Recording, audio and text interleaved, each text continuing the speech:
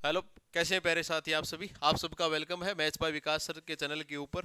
है ना, उम्मीद है आपकी तैयारी बहुत अच्छी चल रही होगी। यूपी पुलिस का पेपर है आपका, और उससे पहले एक मॉक टेस्ट आप लगा के जाएं। एसएससी जीडी के एडमिट कार्ड आ चुके हैं आप लोगों के पास।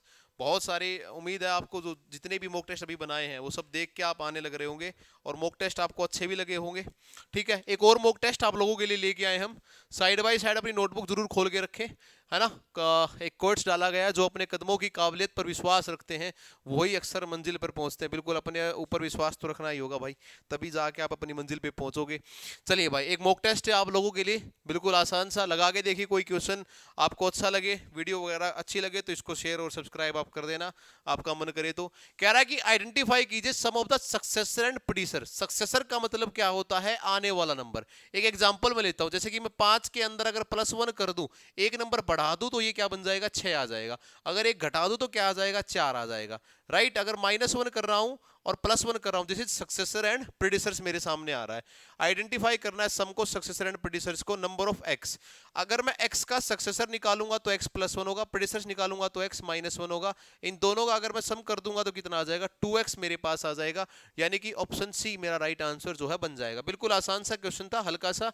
सक्सेसर का देखो ये लिखा हुआ, उत्तराधिकारी और पूर्ववर्ती, यानी कि +1 और -1 के बारे में तुमसे कहना चाह रहा है। सेकंड क्वेश्चन देखिए भाई, तुमसे वैल्यू पूछना चाह रहा है एंगल ए माइनस में एंगल बी। ये एंगल ए है, ये एंगल ए है। हमें पता है कि पूरा एंगल, एक लाइन के ऊपर बना पूरा एंगल 180 डिग्री का होता है। अगर ये 50 निकलवा दिया इसने, और ये इसने 30 डिग्री निकलवा दिया, तो बच गया कितने का? 100 डिग्री का। यानी कि एंगल ए की वैल्यू कितनी है? 100 डिग्री की है। ठीक है भाई। दूसरी बात, अगर ये 30 आ रहा है आपका, तो ये भी 30 आएगा। वर्टिकल अपोजिट एंगल, ये 30 तो ये भी 30 होगा। तो a माइनस बी, यानी कि 100 में से अगर 30 निकालना है तो कितना डिग्री बन जाएगा? 70 डिग्री, 70 डिग्री बन जाएगा। ऑप्शन नंबर बी मेरा क्या बन जाएगा? आंसर यहां पे हो जाएगा।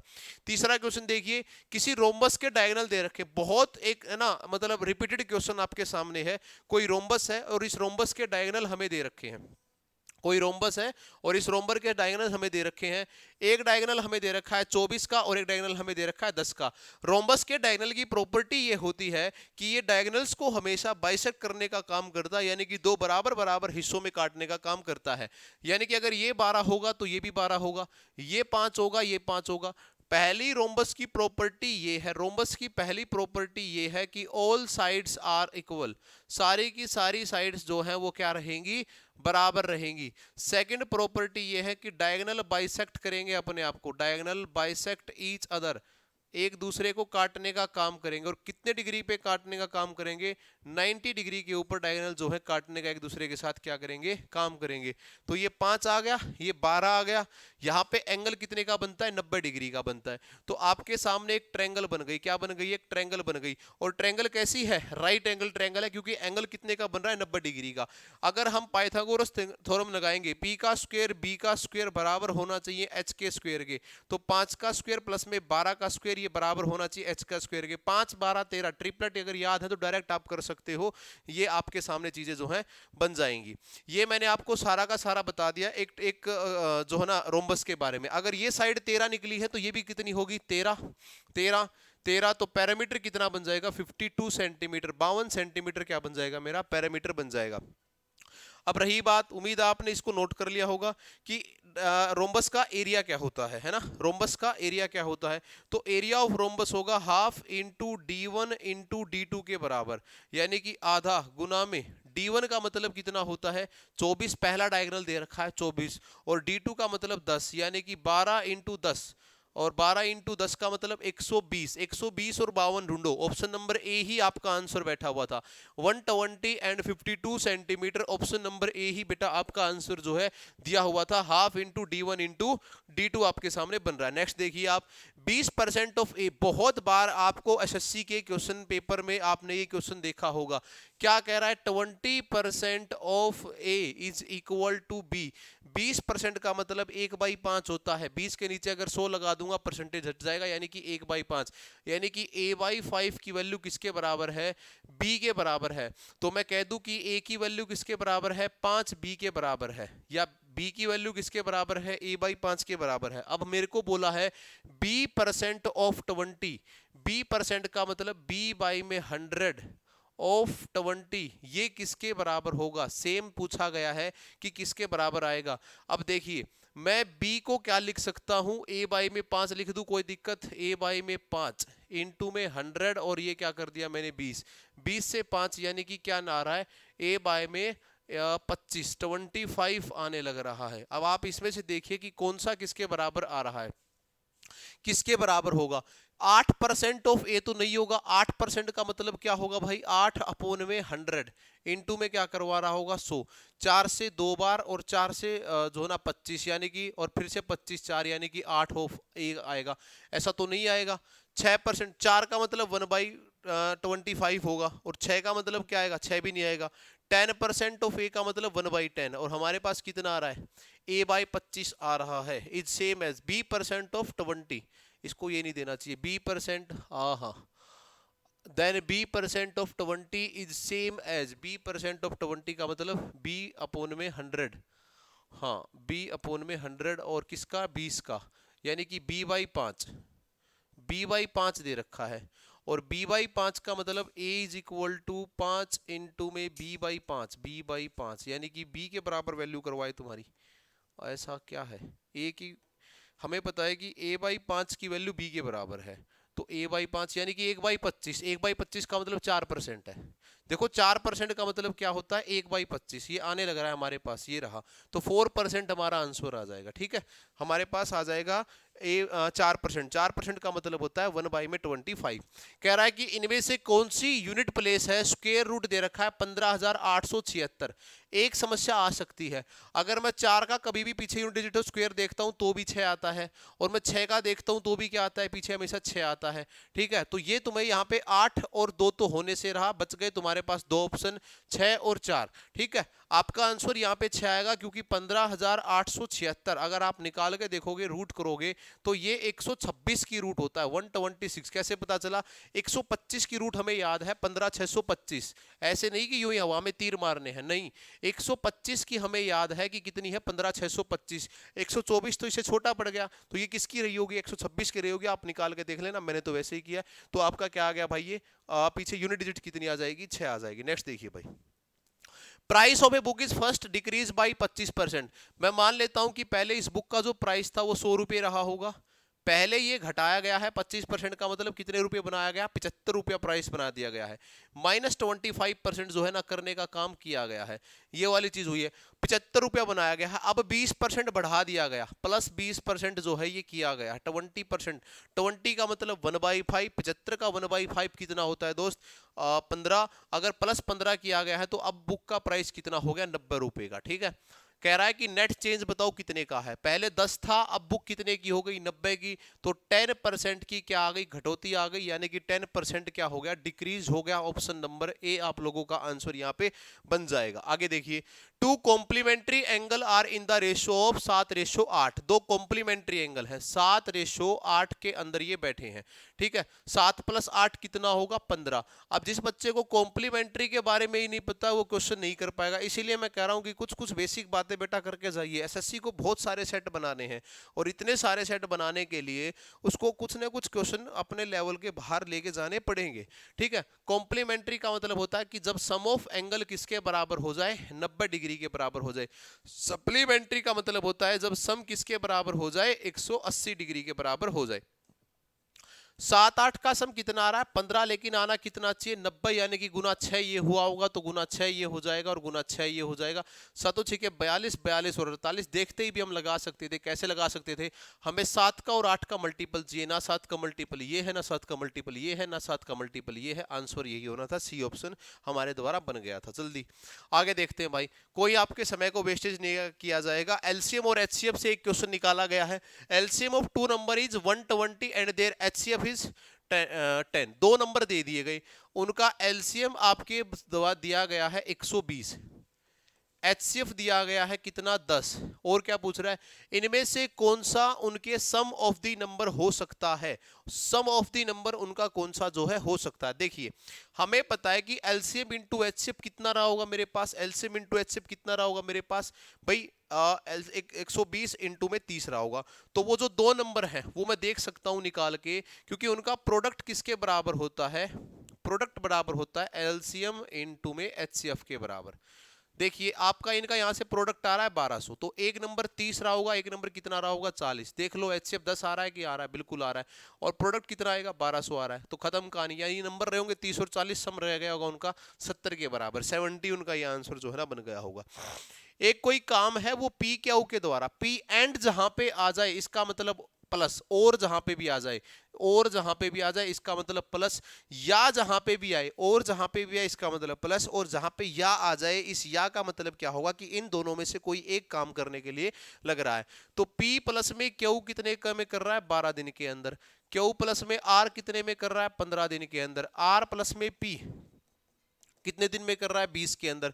हमसे पूछा गया है पी अलोन का काम, किसका पूछा गया है पी अलोन का काम बेटा हमसे पूछा गया है। तो सिंपल सा तरीका है हमारे पास, 15 12 20 का हमारा एक एलसीएम कितना आता है 60 के बराबर। ये 5 आ गया, ये 4 आ गया, ये 3 आ गया, ये वैल्यू मेरे पास आ गई, 5 4 और 3 की वैल्यू मेरे पास आ गई है। ठीक है, तो पी अलोन के लिए मेरे से पूछा जा रहा है। मैं अगर इन सबको ऐड कर रहा हूं एक बार तो देखना क्या आ रहा है, मैं इन सबको ऐड कर रहा हूं तो क्या आ रहा है P प्लस में Q प्लस में Q प्लस में R प्लस में R प्लस में P, और ये आपका काम आ रहा है। Q कितनी बार है 2 बार, R कितनी बार है 2 बार, P कितनी बार है 2 बार, तो 2 टाइम ऑफ P प्लस में Q प्लस में R। इनका काम 5 और 4 9, 9 और 3 कितना आ रहा है 12। तो P प्लस में Q प्लस में R की जो वैल्यू है वो कितनी आ रही है 6 के बराबर। P प्लस में Q प्लस में R की वैल्यू किसके बराबर है 6 के बराबर। यानी कि P Q R तीनों मिलके एक दिन में कितना काम कर रहे हैं 6 काम कर रहे हैं। बट हमें तो सिर्फ P चाहिए है, तो QR को क्या करवा दूं माइनस। QR कहां पे ये रहा, QR का एक दिन का काम कितना 6। जब 3 लोग मिलके 6 काम कर रहे हैं और 2 लोग मिलके 4 काम कर रहे हैं, तो एक आदमी कितने काम कर रहा होगा 2 कर रहा होगा। भाई देखो ये तीनों मिलके 6 काम कर रहे हैं, और Q प्लस में R ये दोनों मिलके कितना काम कर रहे हैं 4 कर रहे हैं। तो मैं क्या करूंगा 6 में से 4 निकाल दूंगा तो कितना निकल आएगा 2। तो P में से P के साथ अगर मैं 4 को करता हूं तो कितना काम आ रहा है 6, तो P अकेले का काम कितना है 2। ये 1 डे का काम है, एक दिन का कार्य है, एक दिन का कार्य आपके पास ये लिखा गया। ठीक है, एक दिन का कार्य आपके पास ये है। और क्या चाहता है, अब काम कितने कराने हैं 60। अगर 2 काम करता कोई आदमी 60 काम करने के लिए कितने दिन लेगा 30 दिन आपके लिए लेगा। ऑप्शन नंबर सी आपका क्या बन जाएगा आंसर बन जाएगा। बिल्कुल एक टाइमड वर्क का क्वेश्चन आपको देखने को मिल सकता है बेटा, अपना पूरा तैयार रहें, इसमें कोई आपको दिक्कत नहीं आनी चाहिए। 10th क्वेश्चन देखिए, 3 डिस्टेंस हैं 120 किलोमीटर के हर एक पार्ट के लिए, 120 120 120, 3 डिस्टेंस है 120 120 120 के लिए। ठीक है, पहली बार गाड़ी की स्पीड थी 30 किलोमीटर पर आवर की, दूसरी बार गाड़ी की स्पीड थी 40 किलोमीटर पर आवर की, और तीसरी बार गाड़ी की स्पीड थी 60 किलोमीटर पर आवर की, 60 किलोमीटर पर आवर की। यहां से टाइम कितना आएगा 2 घंटे का, यहां से टाइम कितना आएगा 3 घंटे का। ठीक है, और यहां से टाइम कितना आ जाएगा 2 घंटे का। अगेन से 30 से 4 घंटे का टाइम आएगा भाई, क्योंकि 30 से गाड़ी भगाएगा 120 जाने में 4 घंटे लग जाएंगे। ठीक है, क्या कहा है इसने 3 के बराबर बराबर डिस्टेंस के आपको स्लोट जाने हैं, 120 120 और 120, 30 40 और कितना बन गया मेरे पास 60। अगर 120 किलोमीटर जाना है 30 की स्पीड से जाना है तो 4 घंटे लगेंगे, 40 की स्पीड से जाना है तो 3 घंटे लगेंगे, 60 की स्पीड से जाना है तो 2 घंटे लगेंगे। हमें पता है कि जो एवरेज स्पीड निकालनी होती है उसके लिए हम क्या करते हैं total distance total distance upon में total time, total distance upon में टोटल टाइम। यानी कि मैं एक बार के लिए पूरा क्या निकाल दूंगा भाई मेरा पूरा डिस्टेंस निकाल दूंगा, और एक बार के लिए क्या निकाल दूंगा मैं पूरा का पूरा टाइम। ठीक है, ये वाला काम हम कर देंगे। टोटल डिस्टेंस कितना है 120 120 120 यानी कितना हो गया 360, 360 हो गया, चलो जी। और टोटल टाइम कितना है 4 और 3 7, 7 और 2 कितना हो गया 9। इसको काटोगे तो कितनी 4 बार 40 kilometre per hour, 40 kilometre per hour बन रहा है। 40 का मतलब ऑप्शन नंबर बी आपके से बनने लग रहा है। एवरेज स्पीड के कॉन्सेप्ट 2 होते हैं, जब आपका सेम डिस्टेंस लिया हो तो आपको फॉर्मूला अलग यूज करना होता है, 2s1 into S2 divide by में S1 प्लस में S2। S1 और S2 क्या है स्पीड 1 एंड स्पीड 2 है। यहां पे क्या करोगे टोटल डिस्टेंस अपॉन में टोटल टाइम करने का काम आपके द्वारा किया जाएगा। किसी एग्जामिनेशन के अंदर 30% कैंडिडेट फेल्ड हुए हैं इंग्लिश के अंदर, इंग्लिश के अंदर फेल हुए हैं बेटा 30% फेल्ड, ठीक है। मैथ के अंदर फेल्ड हुए हैं 35%। मैथ के अंदर फेल नहीं होना, पिटाई होगी। और बोथ यानी कि इन दोनों के अंदर कॉमन बच्चे हैं, कुछ 27% बच्चे ऐसे हैं जो दोनों के अंदर फेल हुए। तो ये पक्का पक्का रहा है कि जब हम इनको गिन रहे थे तो हमने इनको भी गिना है, यानी कि ये 2 बार काउंट हो गए, तो इनको बाहर निकाला जाए। तुमसे पूछ रहा है कि टोटल फेल्ड कैंडिडेट कितने होंगे, यानी कि कुल फेल्ड स्टूडेंट जो है कितने होंगे। तो दोनों का जब मैं सम कर रहा हूं तो कितना आ रहा है 65%, 65% आ रहा है। 65 में से अगर मैं 27 निकाल दूंगा तो मेरे पास कितना बच गया, 65 में 27 गया 38, यानी कि 38% ऐसे थे जो टोटल पास हुए हैं, यानी कि हमें 2 बार काउंट करने वाले। वेन डायग्राम से कई बार इन क्वेश्चन को निकालते हैं। 30 का इंग्लिश का वेन डायग्राम बन गया, 35 का ये बन गया, और 27 दोनों का कॉमन है, यानी कि ये नंबर ऐसा है जो कि बीच में बैठा है। वेन डायग्राम से भी क्वेश्चन आपके बनाए जाते हैं।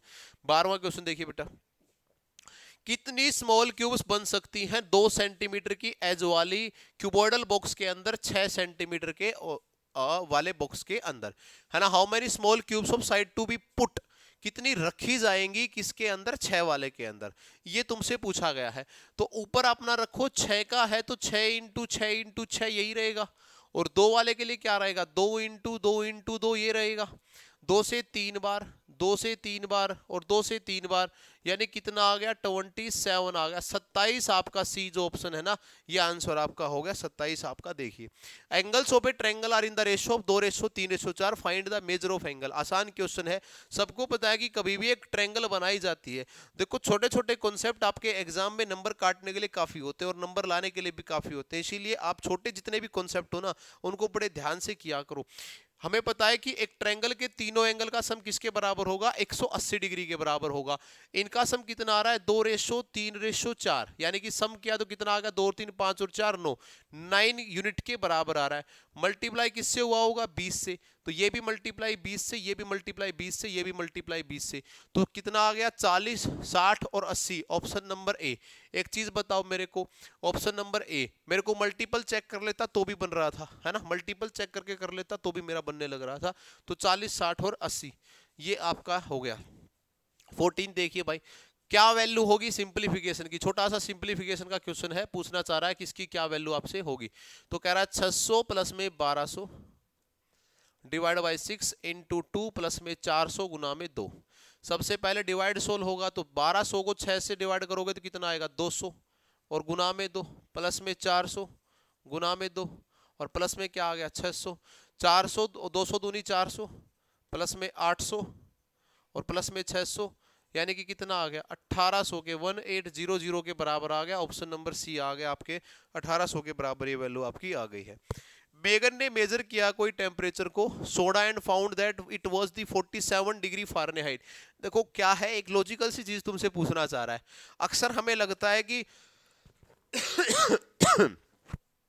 वैल्यू बढ़ने लग रही है। कभी भी अगर फ़ारेनहाइट अपना टेम्परेचर बढ़ा ले, जैसे कि डॉक्टर तुम्हें कहता है कि भाई तुम्हारा है ना टेम्परेचर ज़्यादा हो गया, तो क्या होती है कि हमें बुखार हो गया हमको, यानी कि प्लस जा रहा है। तो अगर टेम्परेचर प्लस जा रहा है तो क्या हो रही है, हीट बढ़ रही है। टेम्परेचर डाउन जा रहा है तो क्या हो रहा है, बर्फ बढ़ रही है, यानी कि कोल्ड बढ़ने लग रही है। इस चीज को आप ध्यान रखना। टेम्परेचर को मेजर किया तो उसने पाया 47 degree Fahrenheit, 47 degree Fahrenheit temperature उसके द्वारा पाया गया। After sitting out for an hour, 1 घंटा बाहर बैठने के बाद 21 डिग्री तक उसने टेम्परेचर बढ़ा दिया है। बढ़ाने का मतलब प्लस कर दिया गया, तो नया टेम्परेचर कितना आ गया 68 डिग्री फ़ारेनहाइट आ गया, 68 degree Fahrenheit, option number D दिया गया है। बस इतना सा क्वेश्चन आपसे पूछा गया था। 2 equal sums are deposit in 2 different banks, ये अच्छा क्वेश्चन है, बढ़िया क्वेश्चन है। आप लोगों को हम बता दें कि लगभग हम लोगों ने आपके लिए इससे पहले 26 मॉक टेस्ट और लगा दिए हैं, और 26 के 26 के अंदर 25-25 क्वेश्चन है। आप चैनल के ऊपर जाएं और वहां पे देखें, दिल्ली पुलिस के मॉक टेस्ट भी थे, एसएससी जीडी के भी थे, हरियाणा का जो सीटी पेपर हुआ उसके लिए भी थे, अभी हरियाणा पुलिस का पेपर आएगा तो उसके लिए भी हम ये टेस्ट स्टार्ट करवा देंगे। तो जिसने अभी तक वो नहीं देखे हैं, एक बार जाके उनको जरूर चेकआउट करके देखें, बहुत बढ़िया बढ़िया मॉक टेस्ट आपके लगाए गए हैं। 2 इक्वल सम्स एंड डिपॉजिट किए गए हैं 2 डिफरेंट बैंक्स के अंदर। 15% per annum for 3.5, 15% per annum कितने साल के लिए? 3.5 साल के लिए, 3.5 ईयर। मजेदार रोचक तरीके से काम करने का करते हैं भाई। देखो काम करने का फर्क होना चाहिए थोड़ा सा, इजी वे में कर लो, आसान तरीके से कर लो, अच्छा रहेगा। और क्या कर रहा है? 15% की रेट से ही 5 साल के लिए, ठीक है। अब इन दोनों का जो एसआई का डिफरेंस कितना आ रहा है? 144। मैंने सिंपल सी बात सिखा रखी है, पूरा चैप्टर करवा रखा है। एसआई की value R into T percent के बराबर आएगी। साधारण ब्याज जो आपका होगा वो रेट इंटू टाइम के बराबर आएगा। एसआई की value R into T percent के बराबर आएगी, ठीक है। 15 की 35 से मल्टीप्लाई करोगे तो कितना आएगा? 15 पंजे 5 और 7 15 45 और 7 52, यानी कि 52 पॉइंट में 5 आ रहा है ना। 52 पॉइंट में 5 आने लग रहा है। 15 की 5 से अगर इधर करता हूं तो मेरे पास कितना आ रहा है? 15 की 5 से अगर मैं करता हूं तो 15 चौके 15 बजे 75, 75 मेरे पास ये बनने लग रहा है, ठीक है। 75% ये बनने लग रहा है।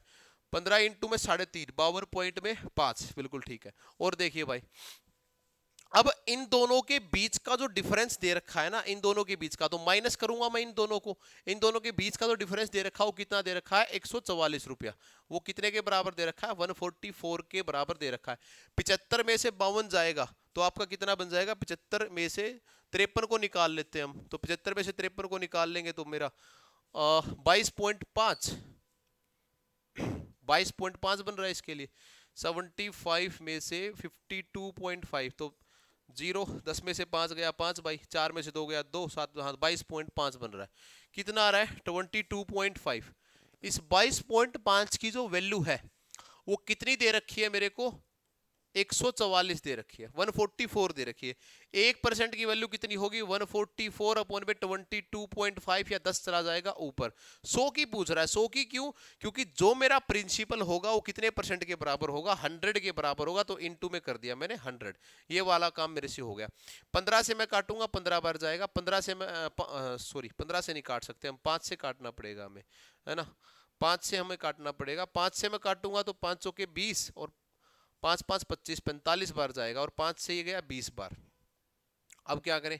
5 से ये 9 बार, 5 से ये 4 बार, 3 से ये 3 बार और 3 से कोई ना कोई गड़बड़ कर रहे हैं क्या? दो इक्वल सम से डिपॉजिट किए गए टू डिफरेंट बैंक में at the rate of 15% per annum for 3.5 year and 5 year respectively.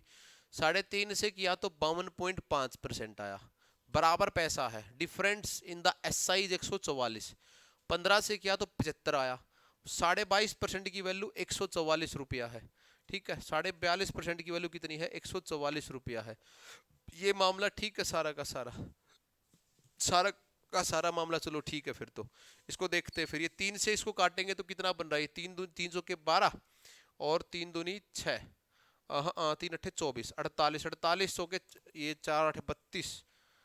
इसको ही गलत किया है हमने। यहाँ तक ठीक था ये मामला, बिल्कुल। 9 से मैंने किया 3, 9 से डायरेक्ट कट रहा है ना ये। 9 1 कम 9, 9 6 के 54, बिल्कुल। 9 1 कम 9, 9 6 के 16, चौके 64 और 10 640 के बराबर वैल्यू आ रही है। 640, हाँ ठीक है, 640 के बराबर वैल्यू आ रही है। देखो क्या किया मैंने। एसआई की वैल्यू किसके बराबर है? आर इंटू टी के बराबर है। मैंने एक बार 15% का 3.5 साल के लिए निकाला तो कितना आ गया? 52.5। एक बार 15% का 5 साल के लिए निकाला तो कितना आ गया? 75। इन दोनों को सब्ट्रैक्ट किया, कितना आ गया? 22.5 और 144 था। यानी कि मेरी जो 22.5 की वैल्यू है 144 के बराबर है। एक की वैल्यू ये आ गई, 100% की निकाली तो मेरे पास कितना आ गया? 640। यानी कि वो पैसा कितना था? 640, जो कि अलग अलग टाइम के लिए यहां पे डिपॉजिट करवाया गया था। 17वां क्वेश्चन है भाई, किसी बस का जो किराया है वो पहले 5 किलोमीटर के लिए एक्स रहता है। जो फर्स्ट 5 किलोमीटर है, फर्स्ट 5 किलोमीटर है, इनके लिए x किलोमीटर रहता है, रुपीज x पर किलोमीटर, या 5 के लिए फिक्स कर दिया। आपने कई बार अपने शहर के अंदर ऑटो ड्राइवर को देखा होगा, वो कहते हैं कि भाई कहीं भी उतर ले, मैं किराया इतना ही लूंगा, चाहे आप उसके अंदर बैठ के 10 कदम आगे उतर लो, किराया होगा। उसको बोलते हैं फिक्स फेयर। अगर आपको कई बार लंबा जाना है तो वो क्या कह देगा कि इतने किलोमीटर के बाद मैं 13 रुपए लूंगा हर एक किलोमीटर के, पर किलोमीटर के 13। आपने कहा जी ठीक है। तो इसने कितनी जर्नी तय की है? 187 किलोमीटर। ध्यान से सुनना, 187 किलोमीटर की जर्नी थी। अब 187 वाले में से 5 निकाल दो, क्योंकि पहले 5 का तो फिक्स है इसका किराया, तो 182 किलोमीटर बच गया।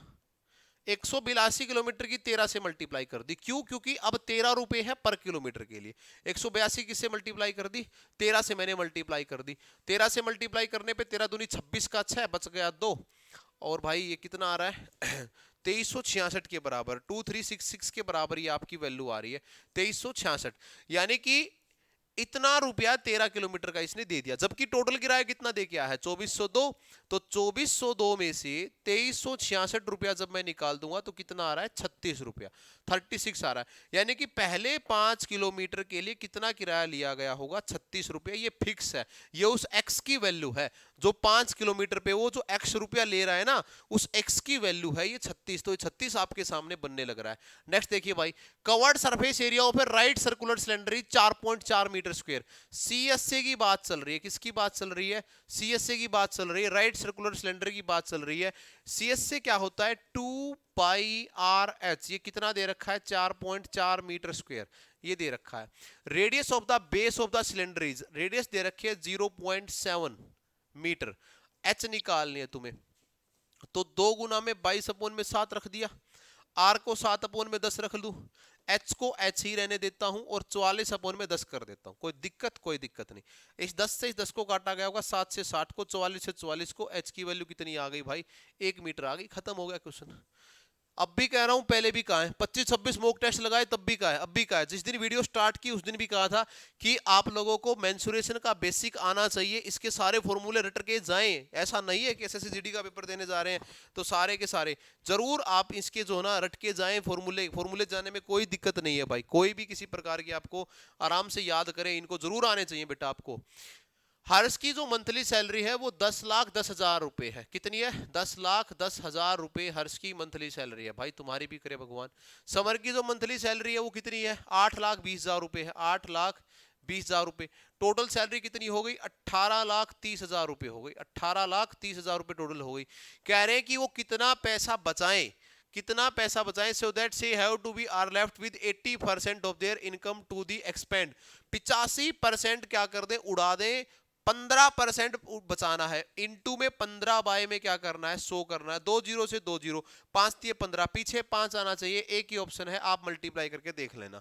देखो पीछे 5 आना चाहिए, 5 दिए 15, 15 के लिए अगर एक ही ऑप्शन बन रहा है मेरे पास तो आप इसको बना लेना। ठीक है भाई, ये बन रहा है 2,74,500 रुपए। क्या करेंगे? वो सेव कर लेंगे इसके लिए। नेक्स्ट क्वेश्चन देखिए भाई, एरिया निकालना है इक्विलेटरल ट्रायंगल का। अब इसीलिए तो फॉर्मूला नहीं बता तो दिक्कत आएगी कि नहीं आएगी। एक इक्विलेटरल ट्रायंगल ऐसी ट्रायंगल होती है जिसकी सारी की सारी साइड क्या हो? बराबर। इक्विलेटरल ट्रायंगल का एरिया होता है √3/4 इंटू में a का स्क्वायर। ये होता है √3/4, √3/4 इंटू में 20 इंटू में 20। ये किसके बराबर आ गया? 100 √3 के बराबर आपका ये हो गया। किसके बराबर है? 100 √3। और एरिया हमेशा स्क्वायर यूनिट के अंदर होता है। 100 √3 का मतलब ऑप्शन ए पे ही बैठा था, ए हमने आंसर लगा दिया। जीडी के अंदर 20 क्वेश्चन आने हैं, 20 का मॉक टेस्ट हम नहीं बनाते, 25 क्वेश्चन आपके लिए लेके आते हैं, तो आप करते रहिए। अभी कोड का एक क्वेश्चन है, बिल्कुल कंस्ट्रक्शन में कर देता हूं आपके लिए। कोड किसको बोलते हैं? सरकमफ्रेंस को मिलाने वाली जो लाइंस होती है इनको कोड जो है ना बोला जाता है। ठीक है भाई, सरकमफ्रेंस को, तो ये कोड बोला जाता है आपके लिए।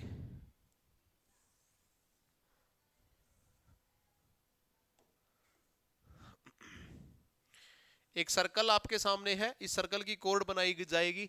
लेंथ दे रखा है 6 सेंटीमीटर। कोड बना लेता हूं मैं, मान के चलो यहां से यहां तक की मैंने कोड बना ली। इस कोड की लेंथ होती है 6 सेंटीमीटर, दे रखी है 6 सेंटीमीटर।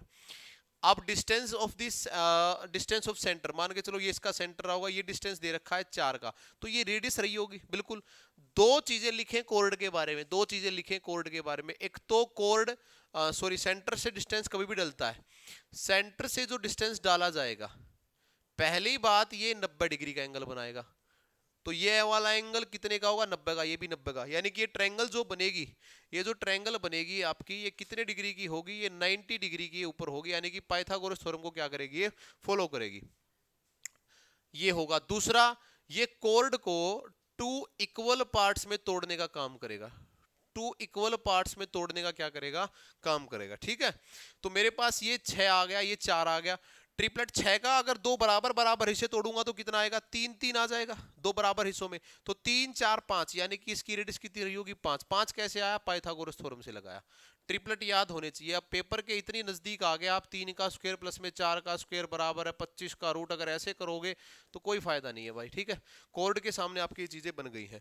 नेक्स्ट देखिए भाई, 22वां क्वेश्चन है, एक कोई वाटर टैंक है जिसका dimension 2 metre 1.5 metre into 1 metre है, can be filled by a इसको 4 घंटे में भरता है, बी इसको 6 घंटे में भरता है और सी इसको खाली कर देता है 3 घंटे के अंदर। Find the time taken to fill the tank when all three the pipes are on a time. Capacity निकलवा रहा है, क्या निकालनी है? कैपेसिटी। कैपेसिटी का सीधा सीधा मतलब होता है वॉल्यूम के साथ। तो वॉल्यूम हमें पता है क्यूबॉइड की L into B into H के बराबर, तो 2 इंटू में 1.5 इंटू 1 का मतलब कितना होगा? 3 मीटर क्यूबिक। तो 3 मीटर क्यूबिक कहाँ है? ऑप्शन नंबर ए। ये तो आपका बन गया 3 मीटर क्यूबिक, आपका क्या बन गया? ऑप्शन नंबर ए बन गया। अब आपको क्या करना है, ए इसको 4 घंटे में भर देता है और बी इसको 6 घंटे में भर देता है और सी माइनस पाइप है, ये इसको खाली कर देता है 3 घंटे के अंदर। इन तीनों को लेना है, ठीक है। 3 मीटर क्यूबिक का मतलब होगा 3000 लीटर, ठीक है। कितना होगा? 3000 लीटर। इन तीनों से चलवा दो, कहानी आपकी बन जाएगी, किसी प्रकार की आपको दिक्कत नहीं आएगी। इन तीनों को चलवा के टाइम एंड वर्क वाला same process, time and work वाला भाई, 4 से इसको बिठाओगे तो 4 7 28, 4 5 20, 750 घंटे लगेंगे। यहाँ पे कितने लगेंगे? 500। 1 घंटे में 500 लीटर पानी डालेगा सॉरी। ये कितना निकाल रहा है? 1 घंटे में 1000 लीटर पानी निकाल रहा है। ये दोनों मिलके डाल रहे हैं 1250, 1250, और ये खाली कर रहा है कितना? 1000।